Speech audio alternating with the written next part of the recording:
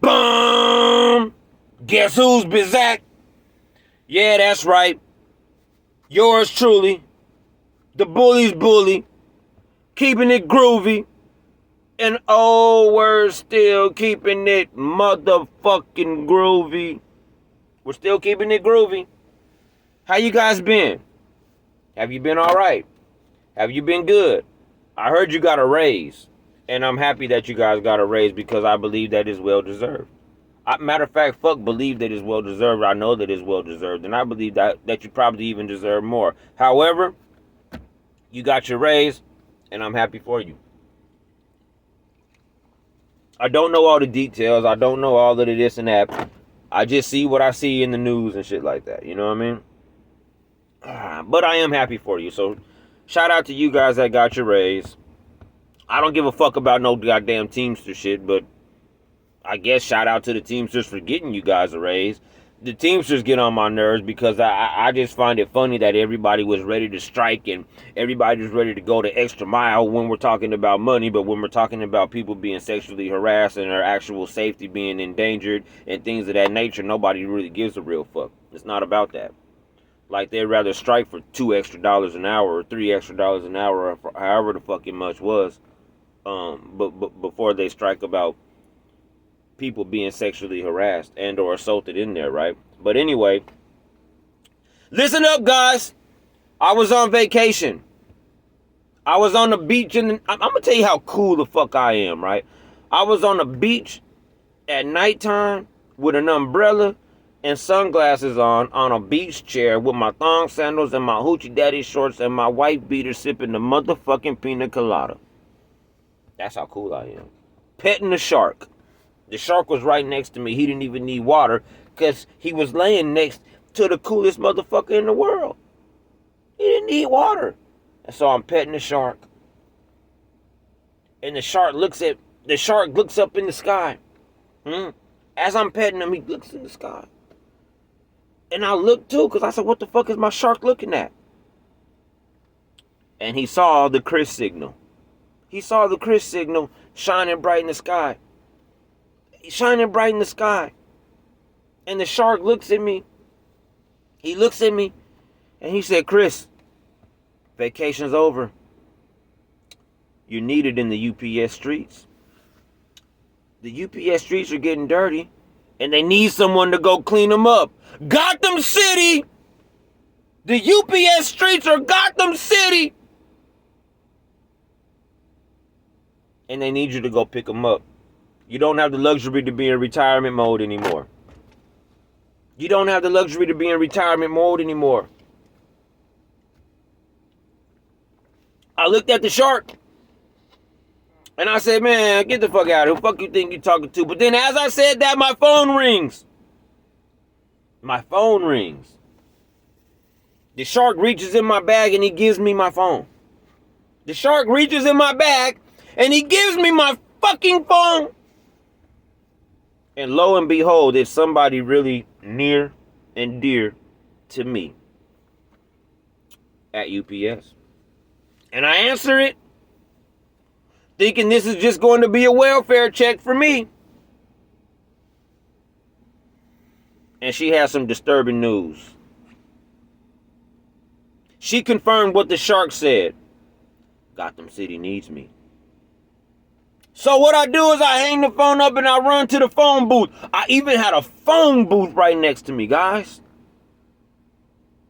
Well, it was an outhouse. I'm going to act like it was a phone booth, though. But I run to the outhouse and I hold my breath because it was fucking horrible in there, right? And I spin around like Michael Jackson until my uniform is on.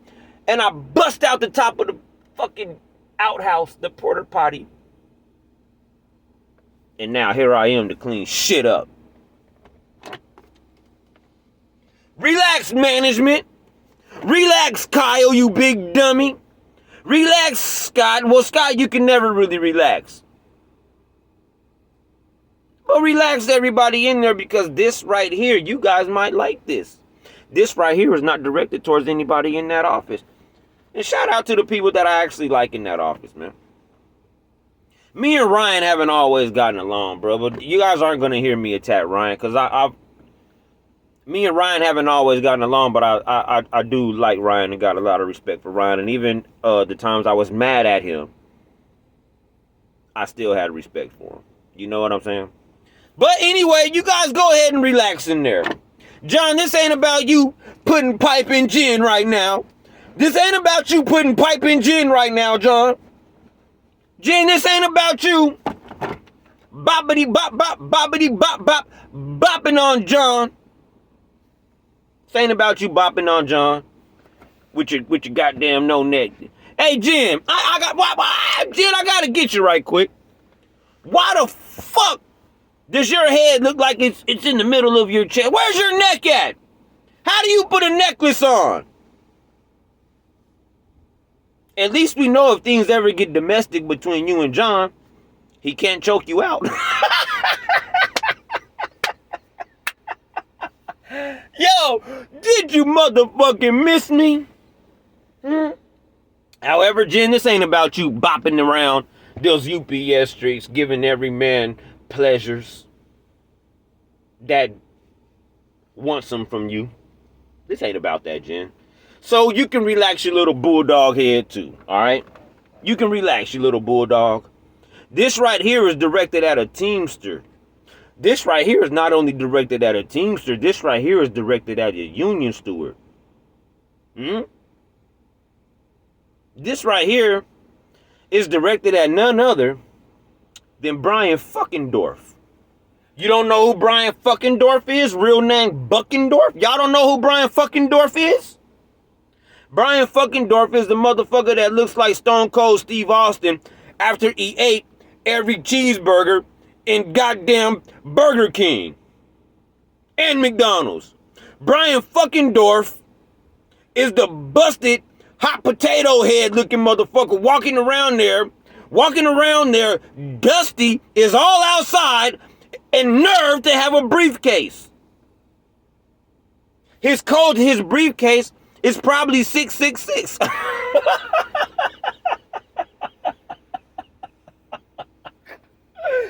But anyway, the phone call that I get is about none other than Brian Fuckendorf.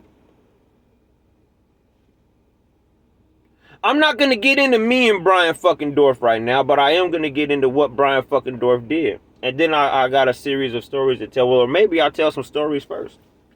But anyway, I'll give you guys a little bit. One time, we're over there.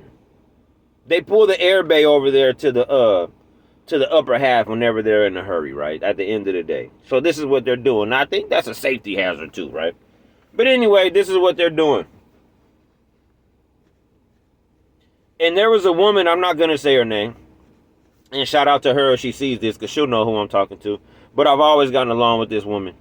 And she said that Brian was saying something to her crazy. Or saying something to her about something, right? But she was like, he was just standing over me, y'all, intimidating. And she said, and Chris, I was scared. You know, he's done all that time in prison. I don't know what he's going to do to me. So, Brian, people are scared of you because they feel like you've done time in prison and you look like a neo-Nazi. And so therefore, they don't really want to cross you, right? And so I asked her, I said, well, do you want me to say something to her? And she said, nah, don't say anything to him, Chris. And then she asked me, she said, you're not scared to say anything to him? No. She said, but Chris, he did all that time in prison.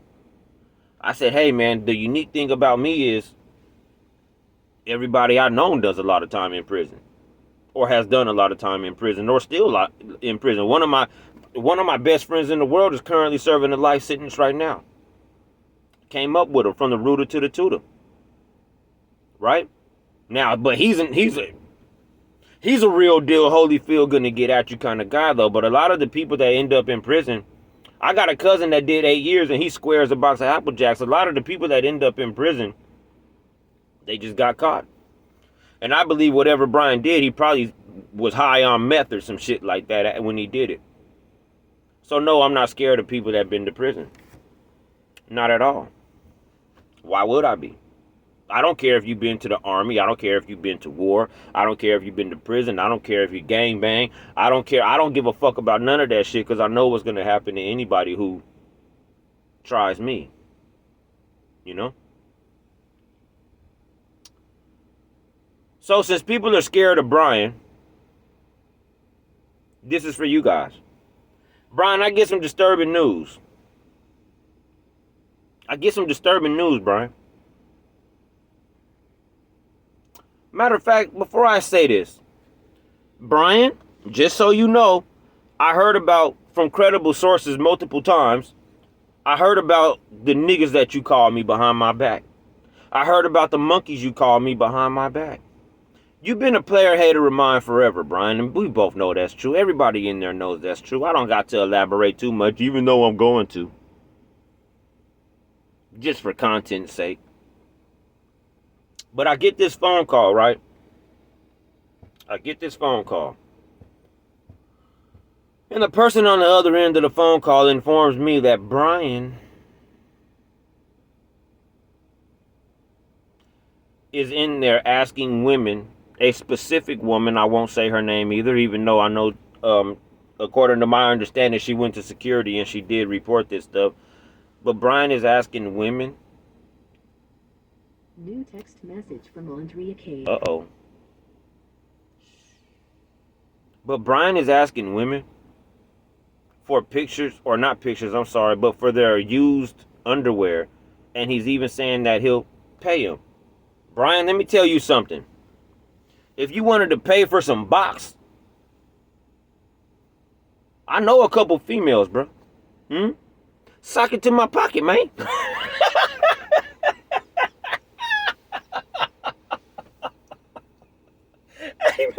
Hey, Brian, if you want to pay for some box, Brian,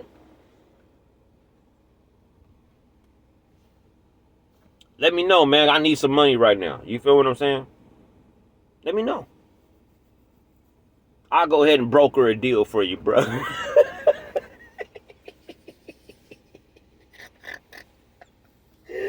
However, it's offensive because I'm laughing right now, but I actually like this individual.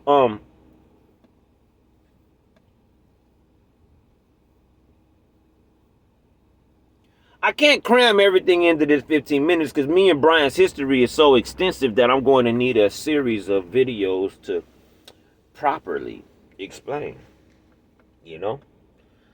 But Brian is doing that.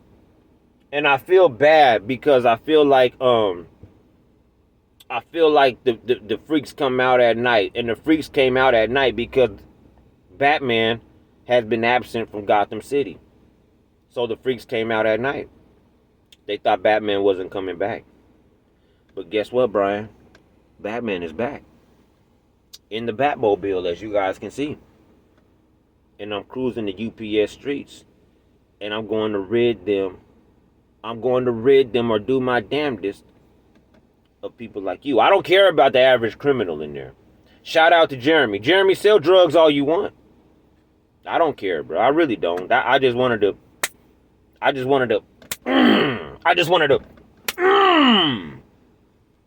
But I don't care. What I care about is sexual predators, though. Oh, I have a daughter.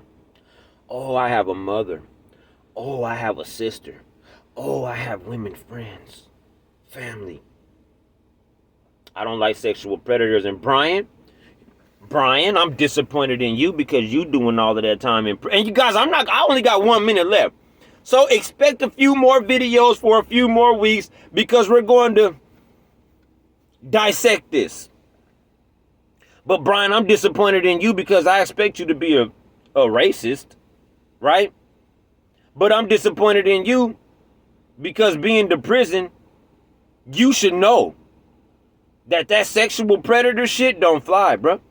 You should know that out of everybody in there, bro. You should know. And you fucked with me so much, Brian, that your fat ass was already on thin ice. And if you don't know, Brian, because I think you're dumb as a bucket of rocks, thin ice is a horrible place for a fat motherfucker like you to be. I only got 10 more seconds, and that's all I'm going to give you guys until the next time. But just know, Brian, Batman is on you. Batman out. Deuces.